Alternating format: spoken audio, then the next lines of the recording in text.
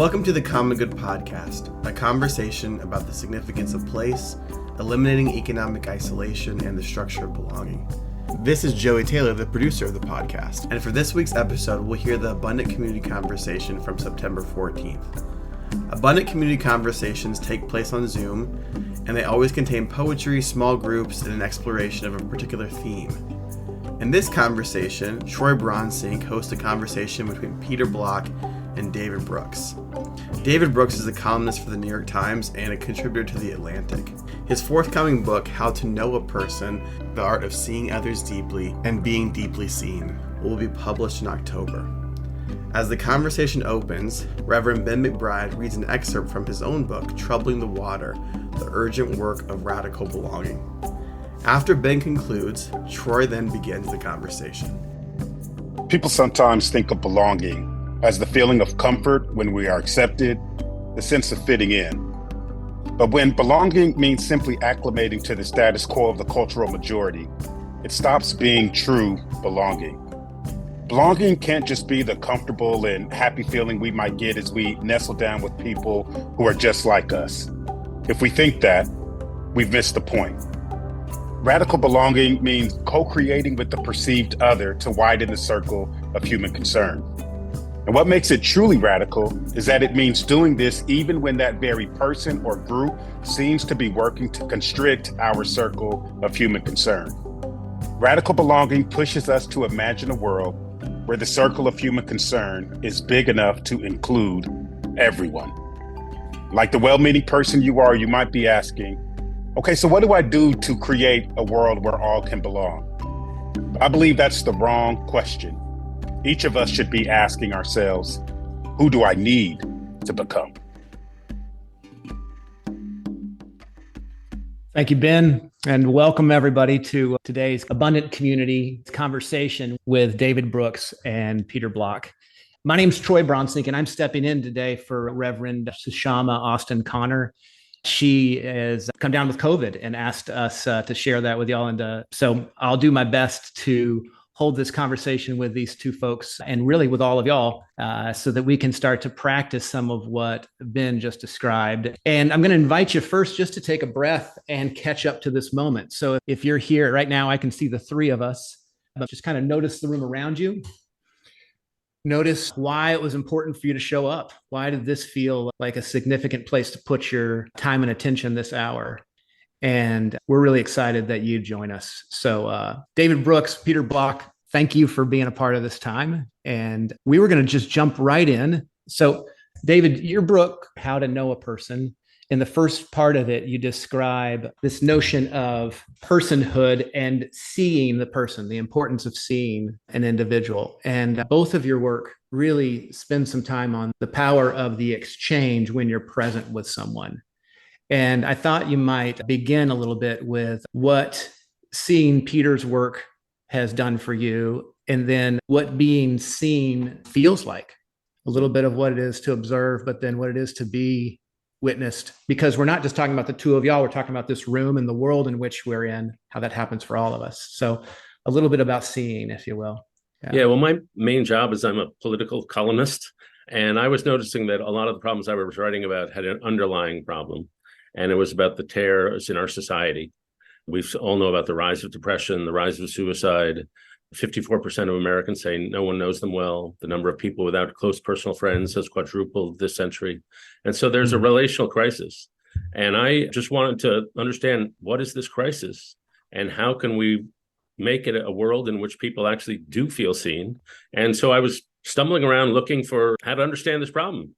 And I came across Peter's work, and that really was the solution. And so one of the things I've tried to do with my coming book, which is How to Know a Person, The Art of Seeing Others Deeply and Being Deeply Seen, I tried to say, okay, we all know the importance of relationship and community, but what specifically does that mean? What specific social skills do you need in order to see another human being?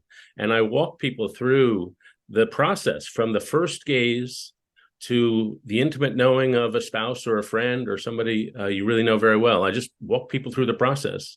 And I'll just start with the first step, which I think is important to me. And that first step in seeing another is the gaze. When you meet somebody for the very first time, they're unconsciously asking themselves a question. And these questions are, am I a person to you? Am I a priority to you? And the answers to those questions will be made in your eyes before they're made in your mouth. And I'll just close with this little story. Is I was down in Waco, Texas, interviewing an educator named LaRue Dorsey, this 93-year-old lady, and she presented herself to me as a stern disciplinarian. She was a teacher, and she said, I love my children enough to discipline them. And I was a little intimidated by her. And we have a mutual friend in Waco, a guy named Jimmy Durrell, who's a pastor who has a church called Church Under the Bridge, where he serves the homeless. He walks into the diner, sees us there, walks up to Mrs. Dorsey, and shakes her way harder than you should shake a 93-year-old. And he says, Mrs. Dorsey, you're the best. You're the best. I love you. I love you. And that turned Mrs. Dorsey from this stern disciplinarian into a bright, eye-shining 9-year-old girl all of a sudden. And that was the power of Jimmy's gaze. When you cast attention on somebody, you are creating something in that person. And what's important about Jimmy's gaze and what it has to teach us is that Jimmy's a pastor, as I said. So when he's looking at a person, any person, he's looking into someone made in the image of God. He's looking a little into the face of God. He's looking at somebody with a soul of infinite value and dignity. He's looking at somebody so important that Jesus was willing to die for that person. Now, you can be a Christian or a Jew or an atheist or agnostic, Muslim, I don't really care. But looking at somebody with that level of respect and reverence is an absolute precondition for seeing others well. So that would be my first step toward seeing another person. That's beautiful. Peter, how have you met the gaze of others, and how's that affected you? Well, here we are together. What you're doing is making it concrete by the way you are, David, the way you show up. You're a blessed anomaly. When you said your basic job is a political columnist, I think that's just what you do. I don't think that's your basic job. I see you being a weaving and a healing force and having a large platform to do that in. And many people use that platform for other things, like their ideology, their belief system. And I just so appreciate that fact that you're an advocate for our humanity and the books you write, and even the way you fulfill your political columning is always healing in its way. I so appreciate that.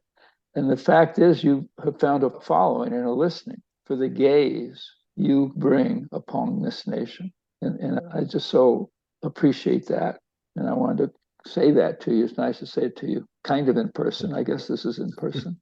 What does that all mean to you, David? What are you up to that's having you integrate these two worlds, the human, the healing, the gaze, seeing each other on the one hand, and then to be in the middle of the wound on the other hand? How do you bring that together? And what matters to you about what you're up to? Yeah, well, first of all, thank you. I feel seen because my job is political commentary a lot of the time, but that's not really what matters to me. What matters to me is the kind of thing we do together, which is talking about community, talking about relationships. I just think as a society, we're over-politicized and under-moralized. And we spend too much time on politics and not enough on the things that really matter. Say that again slowly so I can absorb it. That as a society, we're over-politicized and under-moralized. That's beautiful. And so we don't talk enough about how to ask for and offer forgiveness, how to build a friendship. If you're going to break up with somebody, how do you break up with them without destroying their heart? These are little moral acts. And it seems to me we don't teach our kids these acts. And as a result, a lot of them are leading less happy lives than we want. And my project, I'm not an extraordinary person, but I am a grower and I do grow. And so I was really struck a couple of things by what Ben read to us. The first was, of course, I was reminded of Ralph Ellison's Invisible Man, the first passage of which really is the quintessential description of what it feels like to be invisible, in his case, because of his race, where he has a sentence in there that people don't see me. They see reflections of themselves. They see my environment. They see their own projections. They don't see me. And that really is what society has done. And then the other thing, Ben, you said was, who do I need to become? And that's really the journey I guess I'm on. I hope we're all on, that it's like, what kind of person do I want to be? And I try to be a grower. And I hope that by, frankly, I started out pretty aloof and emotionally unexpressive. And hopefully by being more vulnerable, I'm a little closer to being a full human being. And I'm going to name drop. This is impermissible, but I'm going to do it because it's a proud moment for me. So I've been lucky enough twice in my life to be interviewed by Oprah, and they were 4 years apart.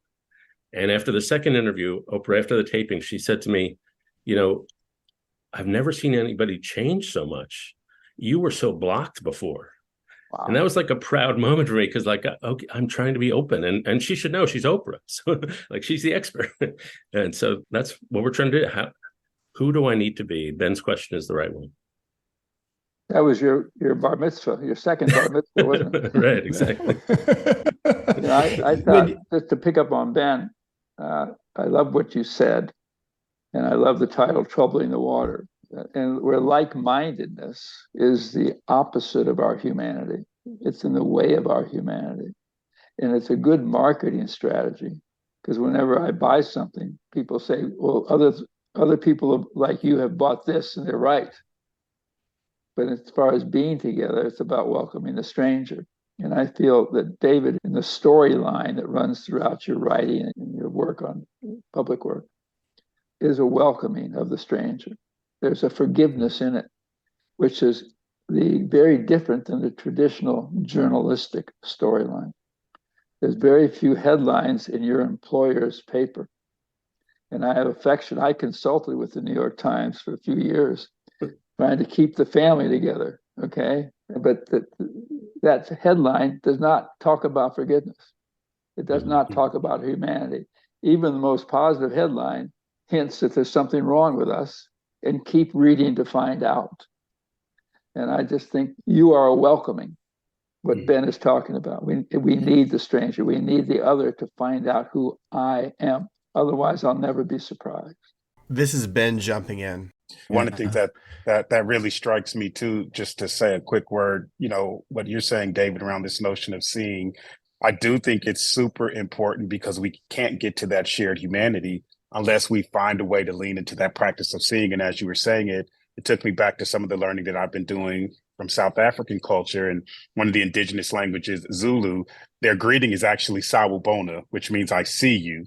But then the response is Sikona, because you see me, I am now here, which really unpacks what you're lifting up, that people's story and lived experience doesn't actually enter the space until we do this unknown agreement with one another, that I'm going to see you and I'm going to bring your experiences, even though they're very different from my own, into the space. And we get to have that coexistence when we do that common work together.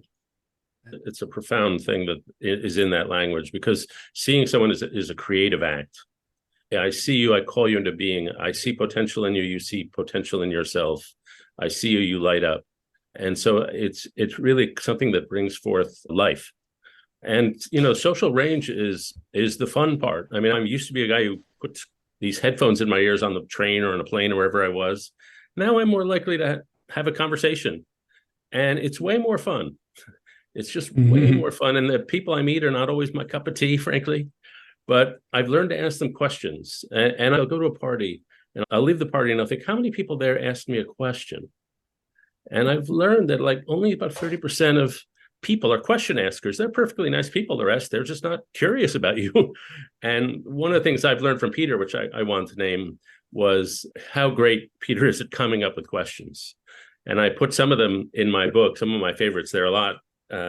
Thank you. What is the no or refusal you keep postponing? What have you said yes to that you no longer really believe in? What forgiveness are you withholding? What gift do you currently hold in exile? These are all great questions. And the quality of our conversations is going to depend on the quality of our questions. And questioning somebody is a moral act. And Niobe Way is a friend of mine who teaches 8th grade boys in New York, as well as being an NYU professor. And she was teaching them how to ask questions. And so she says to the 8th grade boys, okay, you ask me anything and I'll answer truthfully. And so the first question was, are you married? And she said, no. Second question, are you divorced? Yes. Third question, do you still love him? She's like, whoa. And she said, yes. And the fourth question, does he know? Fifth question, do your kids know? And so kids phenomenal at asking questions. They go right for it.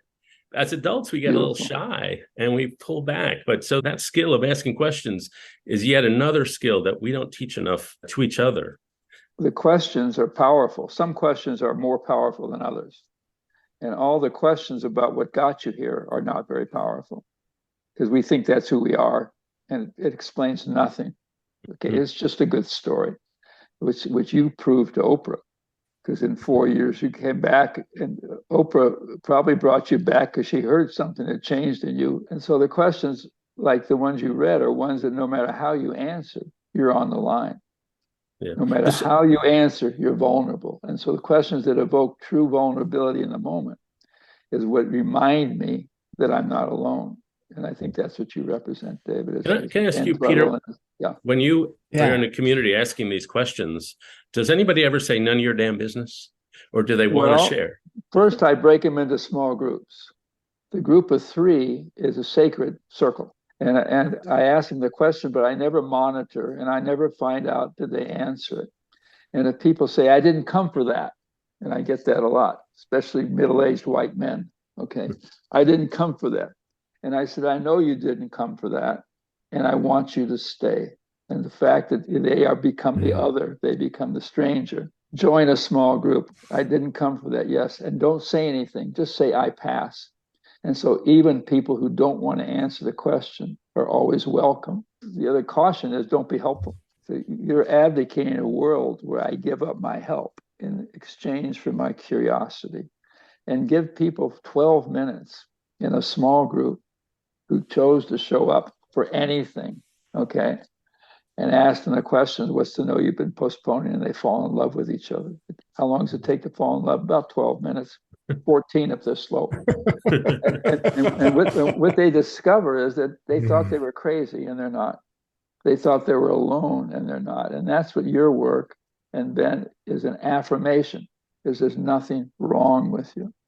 And that's what the gaze, I love the gaze, there's a painting about the gaze.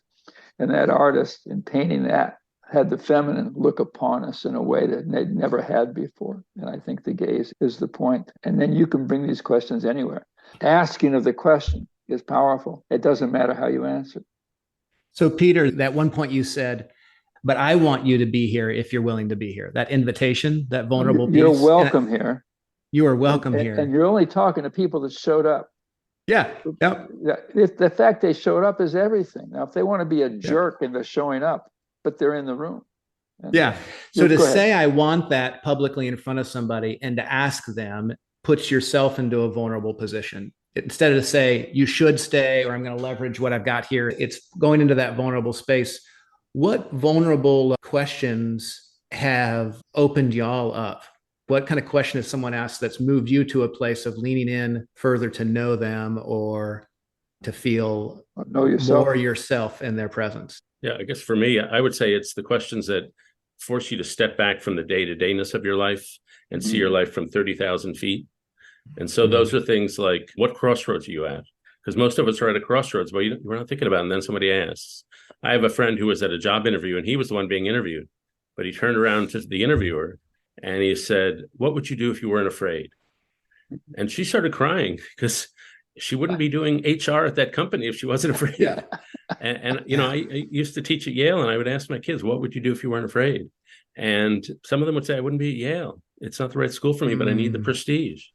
And so those questions like that, my wife makes fun of me for this, but I once, in the middle of a dinner party we were hosting, asked, how do your ancestors show up in your life? And so we've all been influenced by our ancestors. And it was a great conversation. I kid you not, this morning at coffee, there was a little bit of a joke with some friends about me stepping in to do this. And at some point, the question of ancestors came up. And I get to win a bet if I get to ask this. And you just walked right into it, Dave. So I'm going to trust the moment right here. What does ancestors mean to you? What does ancestors mean to you? Who are the people that show up in the presence as you're coming alive in the world that help you feel the swell of, this is my work to be in this moment? Yeah, well, the most immediate is my grandfather, is my most immediate ancestor who really helped raise me. He was an immigrant. He gave me that immigrant mentality. And I'll tell an embarrassing story about myself. At the end of his life, our family was not the kind who said, we loved you. We don't say that. And at the end of his life, as he was dying, he told me he loved me for the first time. And I was too emotionally constipated to tell him I loved him back. And that's a moment that lives in shame in my life. You can say it to him right now, David.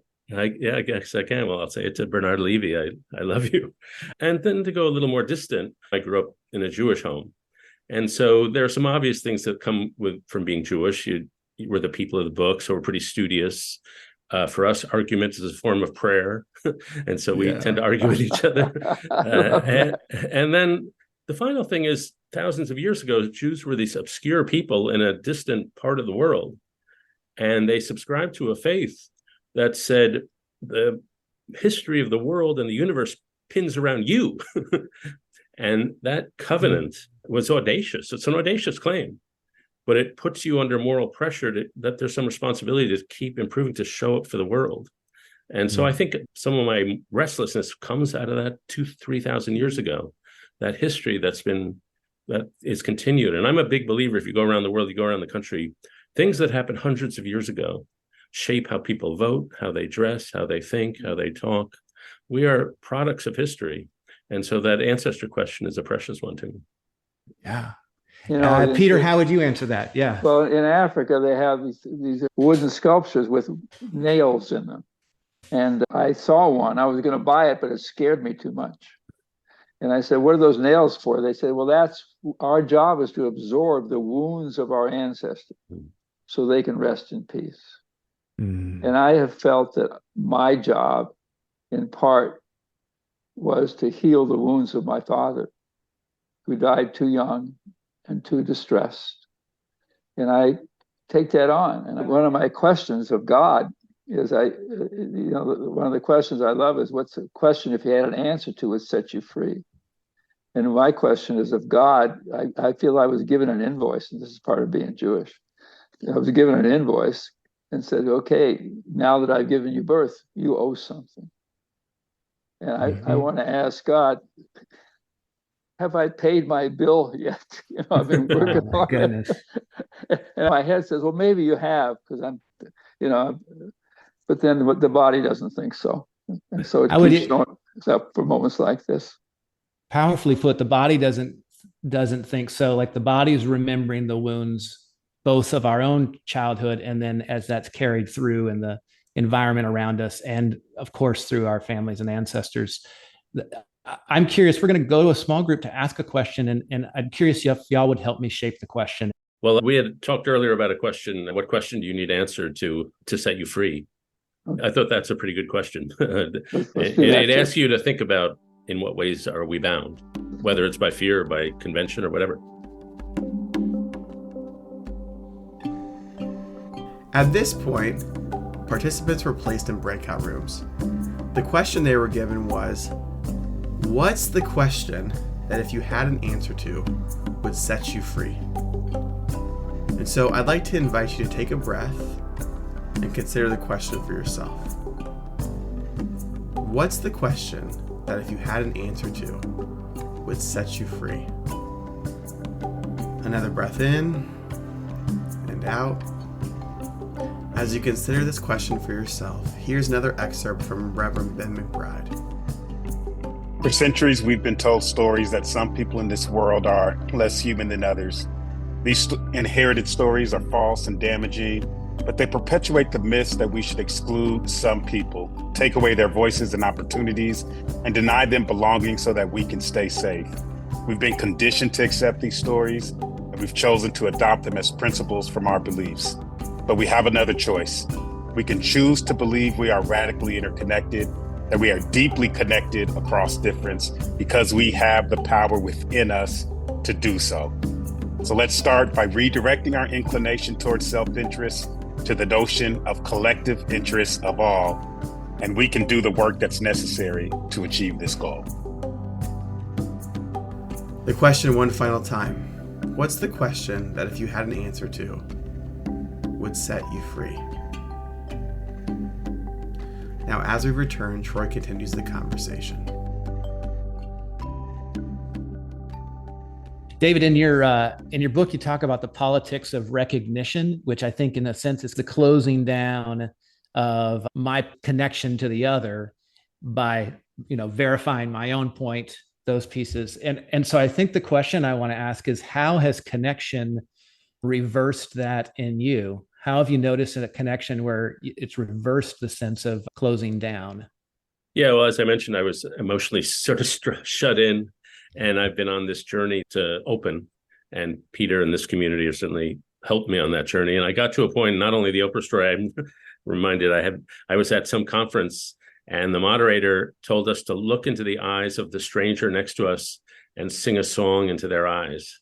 And if you had asked me to do that 5 years ago, my head would have exploded. I just hate that kind of instant intimacy. But I did it and I survived it. Why do you think we hate it? Because fear of emotion, fear of intimacy, fear that somebody won't like you. Maybe emotion has hurt you, and so you don't want to show it. Maybe you're emotionally avoidant. And in my business, I think politics, I'm sitting here in Washington, D.C., the most emotionally avoidant space on the face of the earth.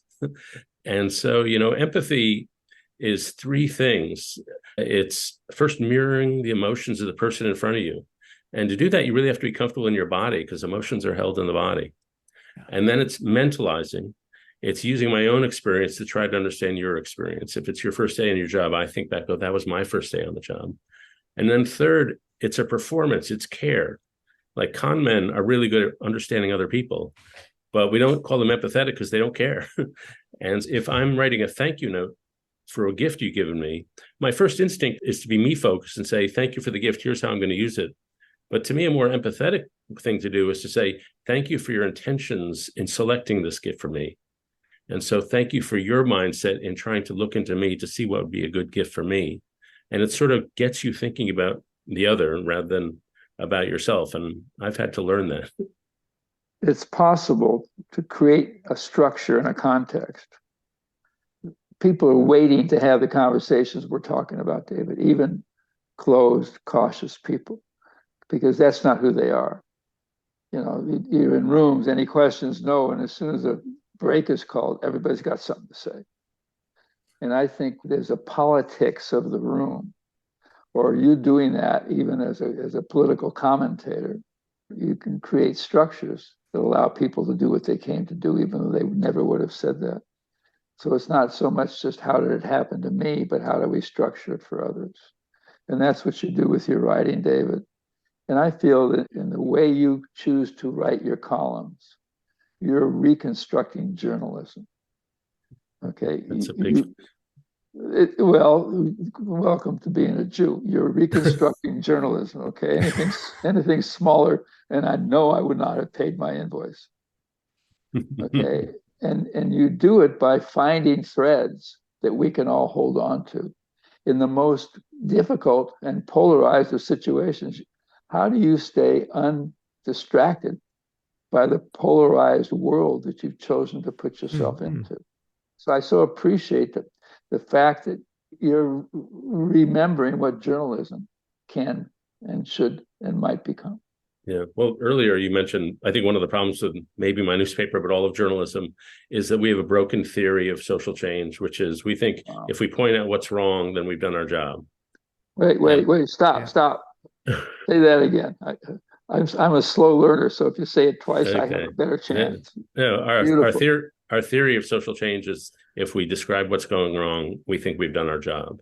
We don't need to say the solution. We just say, here's the problem. And there you go. We're journalists. That's it.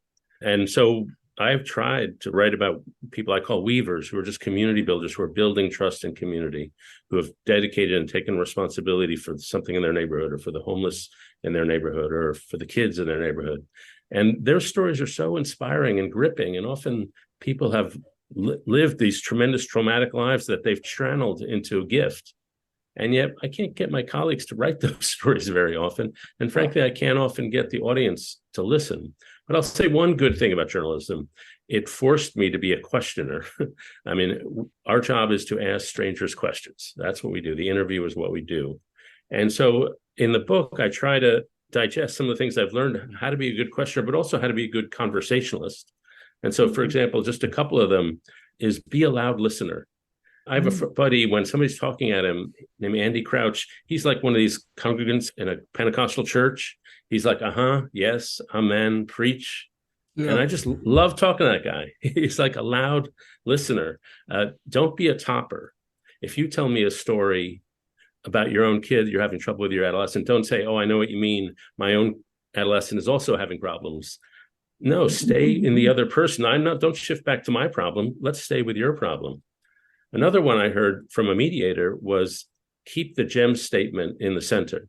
So if my brother and I are disagreeing about our dad's healthcare, there's one thing we generally agree on. We want what's best for our dad, and that's the GEM statement. And if you keep the GEM statement in the center of a disagreement, you've preserved the relationship. And so, we talk about building connection and relationship, but it's a skill. It's like carpentry or any other skill. You have to learn the craft of it. And there are these micro social skills that are involved in that. That's beautiful. And they're easy. Right. What's tragic is they're so blank simple. Yeah. And what I call the gem at the center is the common good. So I just finished a book called Activating the Common Good.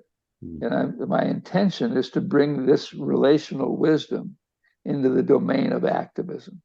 Because right now we associate activism as a journalistic venture. What's wrong? And the mission I'm on with you is to take what they called human interest in journalism and make it news. Right. And take the news and call it human interest. Yeah. And what Biden did yesterday, put that in the middle of the paper in case you like Joe. But put in the front of the paper the weavers and the people know that are reconstructing the way we live. And I just think that's what you're doing, and you found a way to do it and get away with it. So I'd like to invite y'all to practice that right now. In the same way that we went into groups and folks were able to experience that, I'd like it if the two of y'all would vulnerably be willing to experience that, not because we're particularly looking to lift up two more authors and just keep talking about it from the idea level, but even in this hour, when we first jumped on the call together, as folks have come in, there have been experiences that Peter and David that you've had in ways that has awakened to you both your place in the world, but also like the gift that this other person is. And I wonder if you'd be willing to do that right now, to share the gift that the other has been for you in this hour together. And then we're going to ask folks to do that together as well. But maybe we start with Peter. Would you be willing to say to David the gift that he has been to you in this time, what the transformations that's unfolded for you is in this time?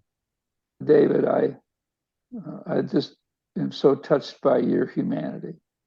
And it's in every breath, every example. Even your bragging about Oprah, I forgive you. All of us want Oprah to know who we are. Okay, if you're seen by Oprah, it's pretty much all over. And the vulnerability and you laughing at yourself that way is just beautiful. And just the fact you're here and the smile on your face is what a gift. Thank you. I was just talking to Taylor Swift about you, and yeah. I would say, Peter, for me, you've been wisdom, and that, we all talk about community and we all know there's an absence of community, but in your books and in your presence, there were words to that. There's like a structure, there's a practice, and understanding the practice. I'm just like sentences that you've written maybe years ago go through my mind from time to time. The one that leaps in, that you change community by gathering people in a room, often people who used to be called the problem, and that community changes as the room you gather in changes. I'm badly paraphrasing you, but so many of these things I've inherited because I'm a bit of a bookish person. I need, you name it and you own it. If you can name something and show the concrete details, you can take a kind of mushy concept like community, which could be sometimes in common parlance, it's just kind of mushy. You don't know what people are talking about. And you've made it concrete by making it a practice and not just a concept. And so that's just been so tremendously helpful. Your books were Bibles for us as we were starting Weave. It was just so helpful and so instrumental for us. Thanks for listening. Check the show notes for more information about Peter, David, and David's forthcoming book, How to Know a Person, as well as Reverend Ben McBride and his book, Troubling the Water. You can also find the link for our next Abundant Community conversation with Peter Block and Parker Palmer on October 26th. Lastly, we'd like to thank Abundant Community, Design Learning, and Faith Matters Network for their partnership. This episode has been produced by me, Joey Taylor, and the music is from Jeff Gorman.